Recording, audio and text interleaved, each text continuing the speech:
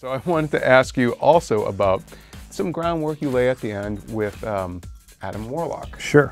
Now, I believe, and correct me if I'm wrong, but I think you'd said he was in an earlier draft of the script. That's true. And then you removed him. Was that, forgive me for asking, was that the role that you asked McConaughey about? Because he's got that golden boy thing. I was just wondering. No, I mean, listen, I mean, you know, it's like, I think McConaughey would be too old for the role of Adam Warlock. I get a lot of, Adam Warlock is basically a baby because he is just being born. So I get a lot of people, giving me a lot of ideas for Adam Warlock online. I'm like, that guy is 65 years old. How can you have him be? It's got to be Rutger Hauer. Come on, yeah, he's blonde. I get David Bowie all the time before David passed. So, but it was an original draft and the original treatment, even before it became a screenplay.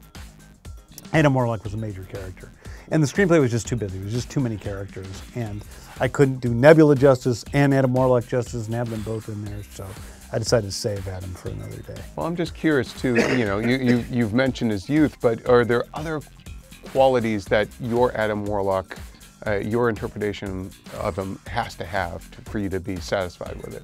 Well, yeah, but I think it would be giving away a little bit too much about where we're headed with all of that. I think that and I'll say where Adam Warlock was in the treatment that I created may not be exactly the same as Adam Warlock is, because part of what a character is comes from the story they're serving, and Volume 2 is told.